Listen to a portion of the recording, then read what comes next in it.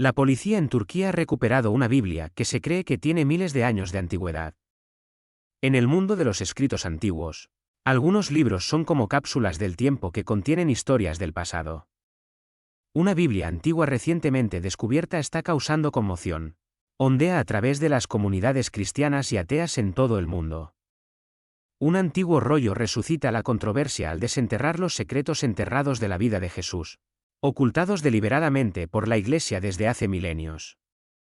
La Biblia, como un texto sagrado fundamental para el cristianismo, tiene una importancia y un misterio que trascienden el tiempo y el espacio. No es una Biblia cualquiera, tiene secretos impactantes e historias aterradoras que ahora se revelan al mundo. ¿Qué está escrito exactamente en esas páginas y por qué es importante para cada persona religiosa en todo el mundo? Profundicemos en este misterioso libro y descubramos los escalofriantes misterios que esconde. El libro de San Bernabé. A lo largo de sus vidas, los cristianos se han sumergido en las narrativas que se encuentran dentro de la Santa Biblia tanto a través de tradiciones orales como de lecturas personales. Esta sagrada escritura, compuesta por el Antiguo y el Nuevo Testamento, relata eventos que sirven como testamento de la existencia de Jesús y su estancia terrenal. A pesar de diferencias menores entre los textos y autores, la narrativa general se alinea para establecer la presencia histórica de Jesús. En un giro cautivador, la comunidad cristiana mundial se conmovió con el descubrimiento de una Biblia de 2000 años de antigüedad que desafiaba las creencias convencionales, particularmente relacionadas con la crucifixión de Jesús. Descubierta no en el sentido convencional de una Biblia, sino más bien como un libro documentado atribuido a San Bernabé, un colaborador cercano del apóstol Pablo. Este antiguo texto fue revelado durante la frustración de los ladrones de antigüedades que intentaban contrabandearlo junto con otros tesoros invaluables. Cada página de este intrigante hallazgo está hecha de piel de animal y adornada con escritura en una escritura difícil de replicar, escrita en siríaco, un dialecto arameo considerado el idioma nativo de Jesús. Este libro cuenta con un valor estimado de $20 millones. Los especialistas examinaron meticulosamente el antiguo artefacto, que data de entre hace 1500 y 2000 años, posiblemente incluso más. Pero no es solo la edad y el valor lo que hace que este descubrimiento sea notable. El contenido de las páginas desafía las expectativas y ofrece una perspectiva única de las narrativas históricas y religiosas. Los misterios incrustados en este texto antiguo continúan capturando la imaginación de eruditos y creyentes, por igual, añadiendo una capa adicional de intriga al tejido del cristianismo. Curiosamente, este Evangelio de Bernabé es un manuscrito que lanza una bola curva a la conocida narrativa bíblica. Según este texto, afirma un alejamiento radical de la creencia ampliamente aceptada de que Jesús fue crucificado. En cambio, propone un escenario alternativo en el que Judas, no Jesús, se enfrenta a la cruz, y Jesús, desafiando los relatos convencionales, ascendió al cielo mientras aún estaba vivo. Lo que agrega otra capa a la intriga es la afirmación dentro del Evangelio de Bernabé que desafía la esencia misma de la doctrina cristiana tradicional. Aquí, Jesús no es reconocido como el Hijo de Dios, sino más bien como un profeta encargado de transmitir la palabra de Dios. Además, el libro adopta una postura audaz al acusar al apóstol Pablo, una figura prominente en la historia cristiana, de ser un impostor. Lo que amplifica la intriga es la estrecha asociación entre San Bernabé, que se cree que es el autor, y el apóstol Pablo. Esta contradicción llama la atención entre los eruditos e historiadores bíblicos, lo que genera preguntas sobre la autenticidad del Evangelio de Bernabé, revelando una capa de misterios para los investigadores. La reflexión sobre la omisión de detalles del Evangelio de Bernabé durante la formación del Nuevo Testamento plantea una pregunta intrigante sobre la intencionalidad detrás de las decisiones del concilio responsable de elaborar la Biblia. La creencia predominante es que este concilio favoreció deliberadamente pasajes más canónicos y excluyó información potencialmente controvertida del Evangelio de Bernabé y textos similares. Un giro único en la narrativa surge cuando algunos eruditos proponen una lógica alternativa. Sugieren que la exclusión del Evangelio de San Bernabé podría deberse a la ausencia de cualquier relato de su muerte en la Biblia. Sorprendentemente, él es el único santo cuya muerte no se menciona en el canon. La naturaleza enigmática de este antiguo manuscrito ha captado la atención de expertos de todo el mundo, llegando incluso al punto en el que el Vaticano, el epicentro de la fe cristiana, se sintió obligado a investigar. El Evangelio de Bernabé se erige como una pieza cautivadora que desafía las creencias establecidas e invita a una exploración más profunda de las complejidades de la historia bíblica. Además, los académicos que han examinado el contenido del libro han llegado al consenso de que la Biblia es realmente un elemento histórico, aclarando el escepticismo que había persistido entre muchas posesiones demoníacas. El encanto de la Iglesia católica ha perdurado, atrayendo a la gente con su historia arraigada en la fe. Mientras que gran parte de esta historia es ampliamente documentada, hay rincones menos conocidos, como las escrituras antiguas y el archivo apostólico del Vaticano que se extiende por 53 millas. Este archivo es un descubrimiento que forma parte de decenas de miles de libros que posiblemente narran eventos históricos envueltos en misterio. A pesar de ser el libro más grande del mundo, con aproximadamente 5.000 millones de copias en circulación, la versión original contenía más libros que las ediciones actuales. Esta anomalía ha provocado intriga, con 14 textos de la Biblia original que permanecen sin revelar en las versiones contemporáneas. La ausencia de estos textos plantea preguntas sobre lo que podrían ocultar las instituciones religiosas. A medida que la gente se dio cuenta de esto, comenzó una exploración más profunda de estas historias y textos antiguos, particularmente aquellos que giran en torno a seres misteriosos que han capturado la imaginación de muchos. La búsqueda de comprender estos enigmáticos cuentos agrega una capa adicional de fascinación al intrincado tejido de la historia religiosa. El concepto de posesión demoníaca sugiere que el comportamiento de un individuo podría estar influenciado por un demonio o un espíritu que lo obliga a realizar acciones contra su propia voluntad. Aquellos que afirman haber experimentado posesión comúnmente describen síntomas como pérdida de memoria, pérdida de autocontrol y escuchar voces. En el ámbito de lo demoníaco, entidades como Balik han dejado su marca, apareciendo en varias películas e inspirándose en textos del siglo X. Contrariamente a su representación en pantalla, Balik, como se muestra en la clave menor de Salomón, no es más que un ser potente capaz de ordenar a múltiples serpientes que lleven a cabo sus órdenes. Este antiguo libro, descrito por los historiadores como una mezcla de hechizos, trucos mágicos, misterios naturales y sabiduría antigua, profundiza en la extensa tradición que rodea a Balik. Lo que se suma a la intriga es la existencia de innumerables seres similares que aparecen en varias novelas. Muchas de estas entidades se han desvanecido en la oscuridad de la historia o han sido ocultadas deliberadamente. Abunda la especulación de que hay volúmenes ocultos dentro del archivo del Vaticano, secretos no contados que probablemente nunca serán expuestos a la luz del día. El misterio que rodea a estos seres arcanos y su posible conexión con textos históricos crea una narrativa cautivadora que invita a la exploración de los reinos de lo desconocido. De Italia a Irlanda, los expertos religiosos, incluidos los sacerdotes vaticanos y anglicanos, están de acuerdo en que la posesión demoníaca se ha convertido en una preocupación importante en la cultura contemporánea. Sin embargo, tanto las figuras religiosas como los profesionales científicos enfatizan la nota de advertencia sobre el posible abuso espiritual. El padre Dino, un exorcista proveniente de Sicilia, reconoce el debate en curso dentro de la Iglesia sobre las creencias en los exorcismos. Destaca la importancia del entrenamiento en exorcismos y reconoce que incluso los exorcistas cometen errores. Por otro lado, el padre Collins, en Irlanda, señala la creciente demanda de orientación y asistencia por parte del pueblo irlandés para lidiar con fuerzas demoníacas percibidas, una demanda que ha surgido en los últimos años. Haciendo referencia a varios incidentes en el Nuevo Testamento, se destaca que Jesús, según los relatos bíblicos, expulsó los demonios de los afligidos. Por otro lado, algunos sacerdotes católicos clasifican la posesión en diferentes tipos. La obsesión está marcada por una irracionalidad repentina, pensamientos obsesivos y un deseo de lesionarse, que a menudo atormenta a los individuos en sus pesadillas. En las garras de la entidad, las víctimas pierden la conciencia, son obligadas a actuar contra su moralidad y se precipitan hacia desgracias. El concepto de posesión, tal como se reconoce, ocurre cuando Satanás u otro demonio toma el control total del cuerpo de una persona, utilizándolo como un recipiente contra su voluntad.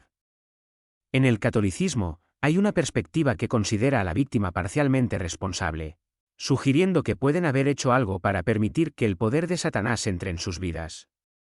La exploración de estos fenómenos espirituales dentro de los círculos religiosos agrega capas de complejidad. Invita a la contemplación de las líneas borrosas entre la fe, lo sobrenatural y la responsabilidad individual. Cuando los demonios toman residencia en objetos, animales o personas, se denominan infestaciones. Por otro lado, la sujeción ocurre cuando un individuo voluntariamente renuncia al control de su libre albedrío, permitiendo que su cuerpo sea utilizado como un recipiente para propósitos impíos. Los signos de posesión abarcan no solo lo extraño, como la fuerza sobrehumana, sino también lo paranormal, como la capacidad de hablar en idiomas extranjeros, conocimiento de información oscura sin el conocimiento de la víctima, expresiones de herejía, rabia desenfrenada y malas palabras excesivas. La doctrina católica enfatiza que la posesión demoníaca a veces puede ser erróneamente confundida con problemas de salud mental y advierte contra la confusión de los dos. Los remedios considerados para la posesión están estrictamente permitidos bajo la supervisión autorizada de un obispo, siguiendo pautas meticulosas.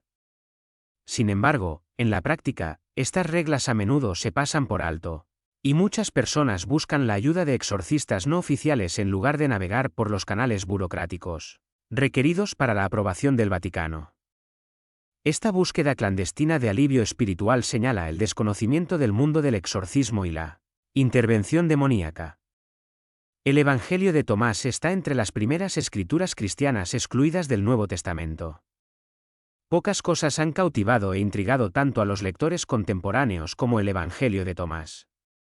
La fascinación es fácilmente evidente. Este Evangelio presenta una visión del cristianismo que es notablemente, incluso radicalmente, distinta de la percepción convencional asociada con el término cristianismo. Curiosamente, esta perspectiva única resuena fuertemente con las preocupaciones de los buscadores espirituales modernos de mentalidad independiente, independientemente de su afiliación religiosa. El Evangelio de Tomás consta de 114 dichos atribuidos a Jesús, en lugar de narrar eventos de su vida. Algunos de estos dichos tienen variaciones encontradas en los Evangelios del Nuevo Testamento de Mateo, Marcos o Lucas. Notablemente, el apóstol Pablo también hace referencia al dicho número 1 de enero de 2017 Corintios 29. Sin embargo, la mayoría de los dichos en el Evangelio de Tomás son exclusivos de este texto. El significado del nombre de los apóstoles vinculado al texto de Tomás es fundamental para comprender el significado general del Evangelio de Tomás. Es importante tener en cuenta que, al igual que la atribución de los Evangelios del Nuevo Testamento a Mateo y Juan, el apóstol Tomás no es el autor genuino.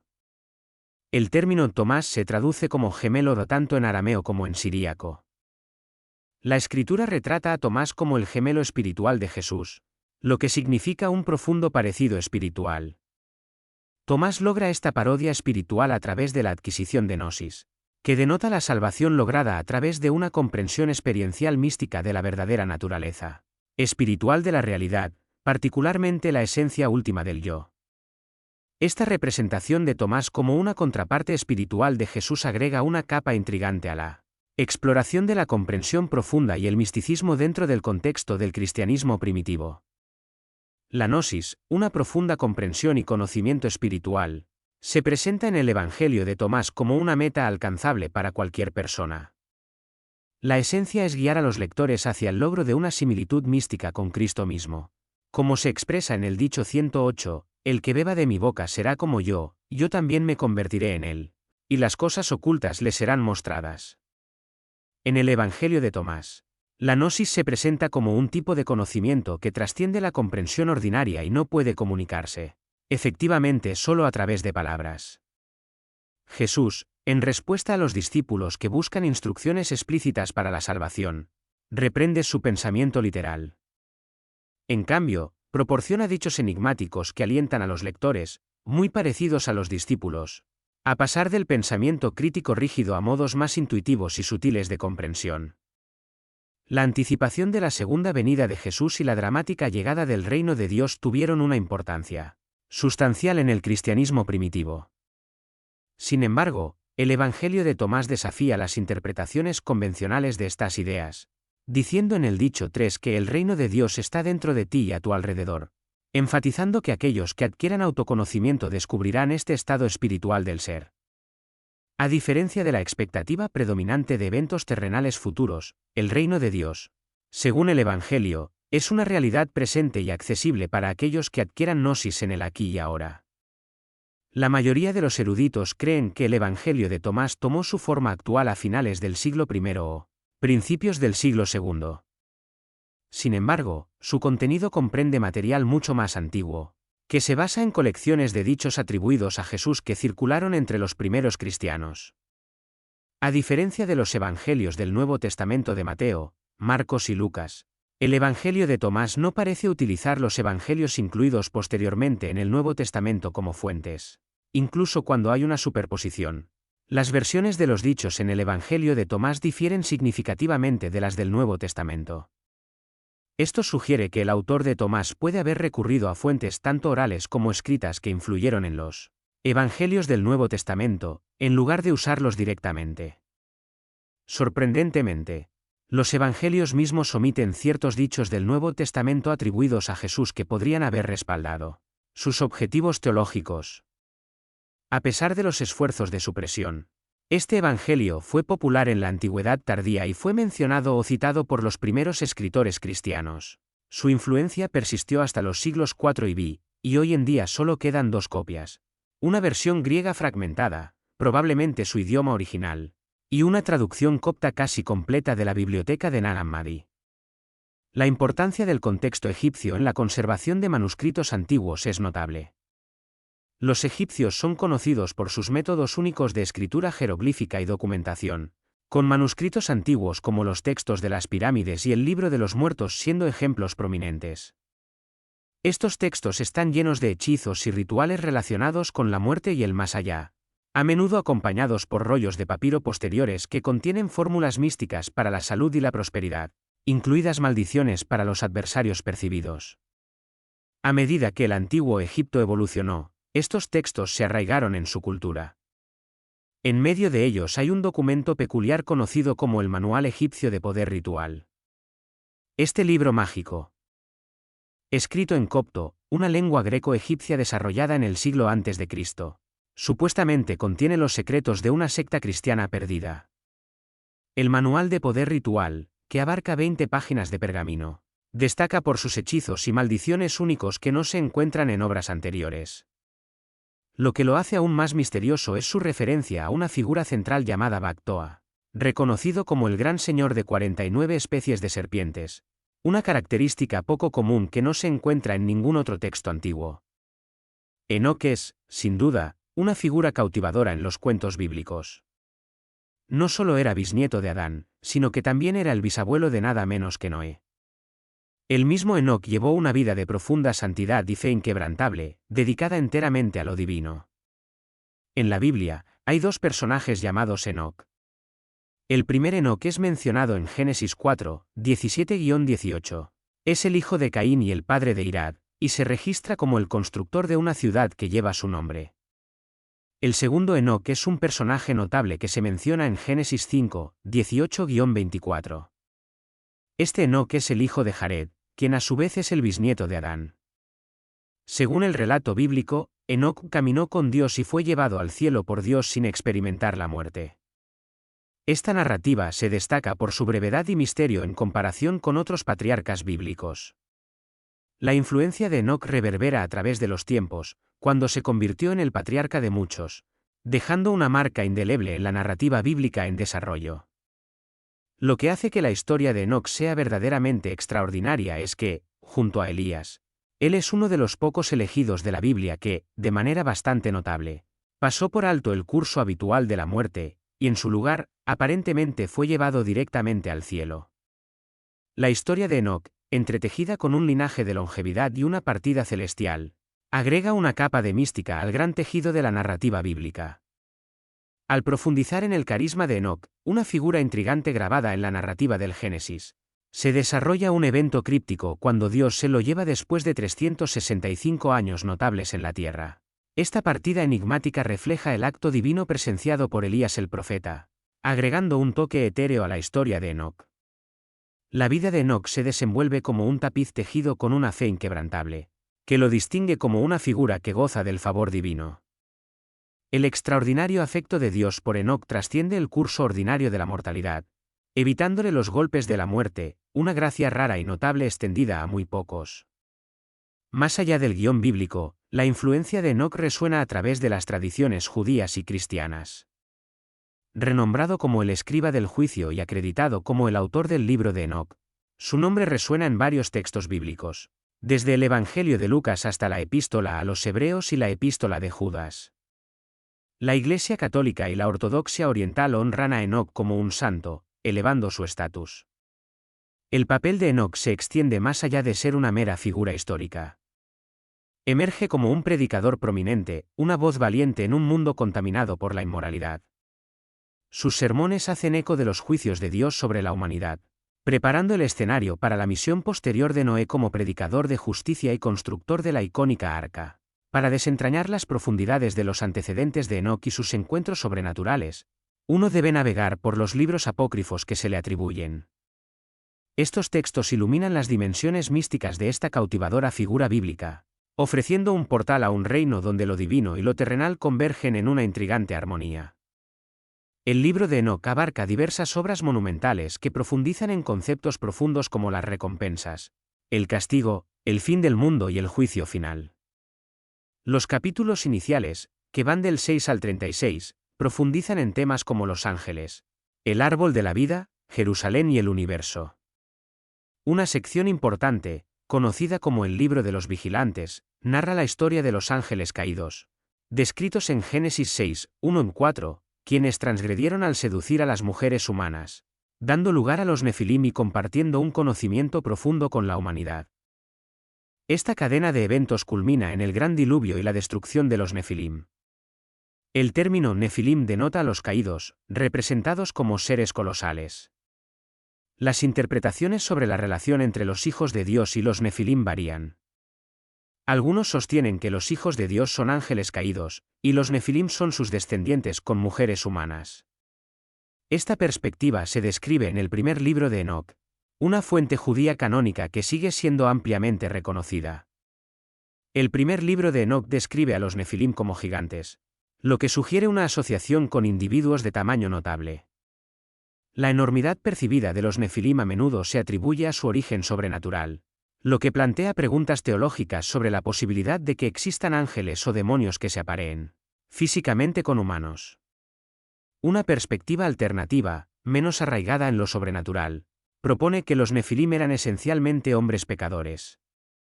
Según este punto de vista, los Nefilim eran descendientes de Set, el hijo justo de Adán, pero decidieron rechazar a Dios.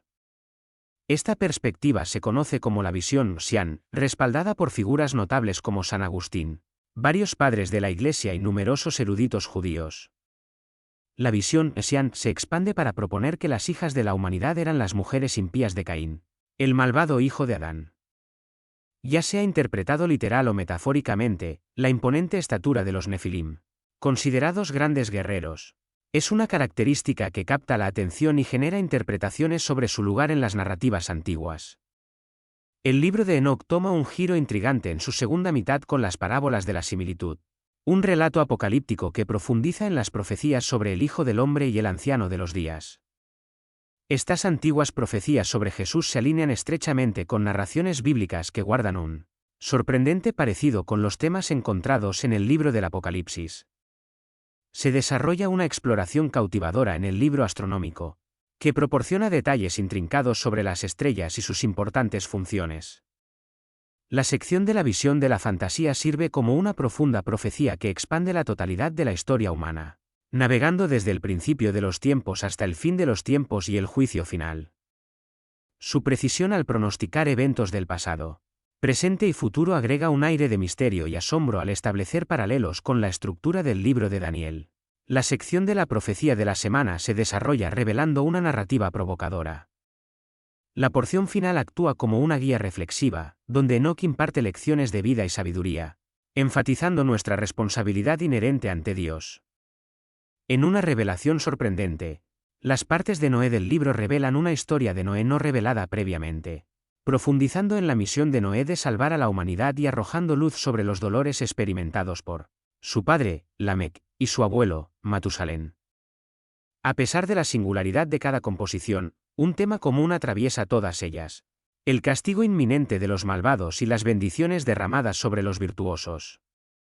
El libro de Enoc contiene referencias intrigantes que parecen divergir de las narraciones presentadas en la Biblia. Mientras que la Biblia afirma que Enoc ascendió al cielo mucho antes del nacimiento de Noé, se desarrolla un giro interesante en Enoc 10 y 13, donde Noé es mencionado inesperadamente en un encuentro divino. Descrito en la Biblia, el Santísimo habla con Lamec, su hijo, en presencia de Uriel, instruyéndolo a transmitir un mensaje crucial a Noé. Este mensaje predice un diluvio cataclísmico que barrerá toda la tierra, borrando todo a su paso. El misterio se profundiza, ya que la Biblia nunca explica el regreso de Enoc a la tierra después de su ascenso al cielo. Surge la pregunta de cómo Enoc poseía conocimiento sobre Noé y el diluvio inminente si en realidad fue el autor del libro de Enoc. En el libro de Enoc surge una revelación cautivadora que culpa de la contaminación de la tierra a un demonio, llamado Sasil. Según se menciona en el capítulo 10, 8-9, se alega que Sasil, bajo influencia demoníaca, impartió conocimiento que condujo a una maldad generalizada que contaminó toda la tierra. Curiosamente, la Biblia menciona exclusivamente a Lucifer, también conocido como Satanás, sin profundizar en demonios con nombres adicionales. Mientras que otros demonios pueden existir, sus identidades permanecen sin revelar, y Satanás carga sobre sus hombros la culpa de los problemas del mundo como la fuente del pecado. Las palabras de Jesús en 1 Juan 3, 8 enfatizan el papel de Satanás como iniciador del pecado, y el Hijo de Dios se manifiesta con el objetivo de desmantelar su influencia malévola. Además, surge una revelación intrigante en las líneas 6 a 7 del libro de Enoc 13, que sugiere que los ángeles caídos experimentaron remordimiento por su transgresión. Esto contrasta marcadamente con la narrativa bíblica, que afirma inequívocamente que Satanás y sus ángeles están destinados a la destrucción en el fuego del infierno. La Biblia en Mateo 25, 41 declara que él dirá a los de su izquierda: «Apartaos de mí, malditos, al fuego eterno preparado para el diablo y sus ángeles». Este pasaje de las Escrituras enfatiza el destino irrevocable de Satanás y sus ángeles, insinuando su falta de voluntad para arrepentirse. El arrepentimiento es el camino hacia la salvación del fuego del infierno, y las promesas de Dios son inquebrantables. El Señor, paciente y no dispuesto a ver perecer a nadie, llama al arrepentimiento. El libro de Enoc introduce la noción intrigante de que los demonios no solo se arrepintieron, sino que también perdieron la capacidad de comunicarse con Dios después de su rebelión inicial. Afirman una incapacidad para levantar sus ojos al cielo o establecer contacto con lo divino. Sin embargo, surge una aparente inconsistencia cuando Satanás, en el capítulo 1, se involucra en comunicación directa con Dios en el cielo con respecto a Job y su lealtad. La representación de Enoc de Dios en el cielo difiere de la descripción bíblica, ofreciendo una experiencia única y una perspectiva sobre el concepto del cielo. En el cautivador Apocalipsis 9 y 21 se pinta una imagen inspiradora del suelo de la ciudad celestial, adornada con la esencia resplandeciente del oro. Imagina una ciudad donde las mismas calles bajo tus pies no solo están pavimentadas con oro, sino también modeladas a partir de un luminoso vidrio traslúcido que brilla con la pureza de este metal precioso. Profundizando más en las descripciones etéreas, el libro de Enoc en su fascinante capítulo 2 y 10 revela una arquitectura celestial elaborada a partir del brillo del cristal. Es una visión que trasciende la imaginación terrenal, agregando capas de mística al reino celestial. Si bien es indudablemente intrigante, es esencial reconocer que el primer libro de Enoc no se considera escritura inspirada divinamente, que caracteriza intrínsecamente a los textos canónicos.